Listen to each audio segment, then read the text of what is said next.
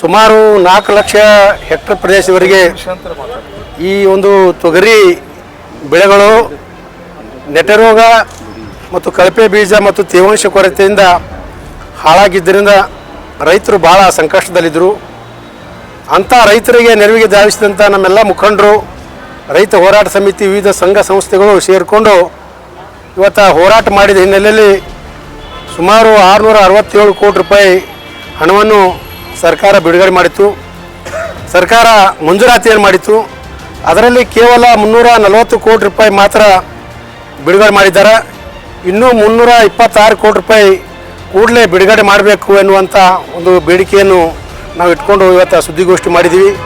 ಅದ್ರ ಜೊತೆಯಾಗಿ ಸುಮಾರು 1,20,000 ಹೆಕ್ಟರ್ ಪ್ರದೇಶದಲ್ಲಿ ಇನ್ನೂ ರೈತರು ಯಾರು ಇನ್ಸೂರೆನ್ಸ್ ಮಾಡಿಲ್ಲ ಅಂಥ ರೈತರಿಗೆ ಕೂಡ ಸುಮಾರು 307 ಕೋಟಿ ರೂಪಾಯಿ ಇವತ್ತು ಪರಿಹಾರ ಕೂಡ ಅಂದಿನ ದಿನಗಳಲ್ಲಿ ನಮ್ಮ ಬೇಡಿಕೆಯಾಗಿತ್ತು. ಇನ್ನೂವರೆಗೂ ಕೂಡ ಆ ಹಣವನ್ನು ಕೂಡ ಬಿಡುಗಡೆ ಆಗಿಲ್ಲ. ಆದ್ದರಿಂದ ಏನು ಇನ್ಸೂರೆನ್ಸ್ ಬಾಕಿ ಹಣ ಇರುವಂಥ 326 ಕೋಟಿ ಮತ್ತು ಇನ್ಸೂರೆನ್ಸ್ ಇರಲಾರದೇ ಇರುವಂಥ 307 ಕೋಟಿ ರೂಪಾಯಿ ಹಣ ಕೂಡಲೇ ಬಿಡುಗಡೆ ಮಾಡಬೇಕು ಎನ್ನುವಂಥ ಒಂದು ಆಗ್ರಹವನ್ನು ರಾಜ್ಯ ಸರ್ಕಾರಕ್ಕೆ ನಾವು ಮಾಡ್ತಾ ಇದ್ದೀವಿ. ಆದ್ದರಿಂದ ಈ ಬಗ್ಗೆ ಯಾವ ರೀತಿಯಾದಂಥ ಒಂದು ಹೋರಾಟವನ್ನು ಮಾಡಬೇಕು, ಸರ್ಕಾರಕ್ಕೆ ಮನವೊಲಿಸಿ ನಮ್ಮ ರೈತರಿಗೆ ಅನುಕೂಲವಾಗಿ ಮಾಡಬೇಕು ಎನ್ನುವಂಥ ಒಂದು ರೀತಿಯಲ್ಲಿ ನಾವು ನಾಳೆ 7ನೇ ತಾರೀಕಿನ ದಿವಸ ಕಲಬುರಗಿ ನಗರದ ಐವಾನ್ ಶಾಹಿ ಅತಿಥಿಗೃಹದಲ್ಲಿ ನಾವೊಂದು ದುಂಡು ಮೇಜಿನ ರೈತರ ಒಂದು ಸಭೆಯನ್ನು ಕರೆದಿದ್ವಿ. ಆ ಸಭೆಯಲ್ಲಿ ಎಲ್ಲ ನಮ್ಮ ರೈತ ಮುಖಂಡರು, ವಿವಿಧ ಸಂಘ ಸಂಸ್ಥೆಯ ಎಲ್ಲ ಪ್ರತಿನಿಧಿಗಳು ಆಗಮಿಸಿ ಸಲಹೆ ಸೂಚನೆಗಳನ್ನು ನೀಡಿ ರೈತರಿಗೆ ನೆರವಾಗಬೇಕು ಎನ್ನುವಂಥ ಒಂದು ಸುದ್ದಿಗೋಷ್ಠಿ ಇವತ್ತಿನ ದಿವಸ ಇಟ್ಕೊಂಡಿದ್ದೀವಿ. ಅದರಿಂದ ತಾವೆಲ್ಲ ಸಹಕರಿಸಬೇಕಾಗಿ ವಿನಂತಿ. ಹೋರಾಟ ಸಮಿತಿಯ ನೇತೃತ್ವ ವಹಿಸಿದಂಥ ಮ್ಯಾಕೇರಿ ಅವರು ಹೋದ ವರ್ಷದ್ದು ವಿಷಯ ಹೇಳಿದರು. ಹೋದ ವರ್ಷ ಏನು ಘೋಷಣೆ ಆಗಿತ್ತು ಅದ್ರದ್ದು ಬರೀ 50% ರಿಲೀಸ್ ಮಾಡಿದ್ದಾರೆ ಕಂಪೆನ್ಸೇಷನ್. ಅದು ಒಂದು ವಿಷಯ. ಈ ವರ್ಷ ಏನಾಗಿದೆ 25-26 ಸೋಯಿಂಗು. ಈ ಸತಿ ತೊಗರಿ ಬೆಳೆ ಮುಂಗಾರು ಭಾಳ ಬೇಗ ಬರೋದ್ರಿಂದ ಅರ್ಲಿ ಸೋಯಿಂಗ್ ಆಗಿದೆ. ಜೂನ್ 10 ತಾರೀಕಿನಿಂದ 20 ತಾರೀಕುವರೆಗೂ 90% ಸೋಯಿಂಗ್ ಆಗಿದೆ ಕಲಬುರಗಿ ಜಿಲ್ಲೆಯಲ್ಲಿ. ಆದರೆ ಮೊನ್ನೆ ಜುಲೈನಲ್ಲಿ 15ನೇ ತಾರೀಕಿನಿಂದ ಏನು ಮಳೆ ಬಂತು, ವಿಪರೀತ ಮಳೆ, ಆ ಮಳೆಯಲ್ಲಿ ತೊಗರಿ ಬೆಳೆ ಕೇವಲ 20-25 ದಿನದಿತ್ತು. ಅದು ಸಂಪೂರ್ಣವಾಗಿ ಕೊಚ್ಚಿ ಹೋಗಿದೆ. ಅದಕ್ಕೆ ರೈತರು ಕಂಗಾಲಾಗಿದ್ದಾರೆ. ಈ ವರ್ಷ ತೊಗರಿ ಬೆಳೆಗಾರರ ರೈತರ ಆತ್ಮಹತ್ಯೆ ಆಗುವಂಥ ಪ್ರಕರಣ ಭಾಳ ಹೆಚ್ಚಿಗಿವೆ.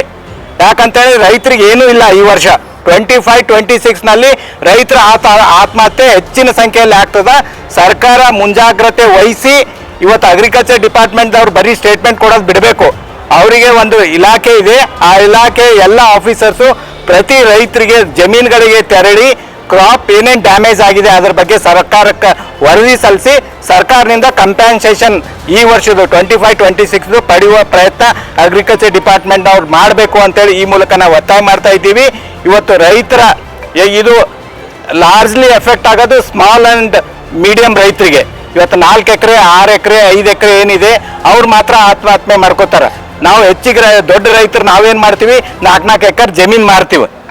ನಮಗೆ ಜಾಸ್ತಿ ಜಮೀನು ಇರ್ತದೆ, ಜಮೀನು ಮಾರಿ ನಾವು ಬದುಕ್ತೀವಿ. ಆದರೆ ಸಣ್ಣ ರೈತರು 4 ಎಕರೆ 2 ಎಕರೆ ಇರೋರು ಜಮೀನು ಮಾರೋ ಪರಿಸ್ಥಿತಿ ಇರೋದಿಲ್ಲ.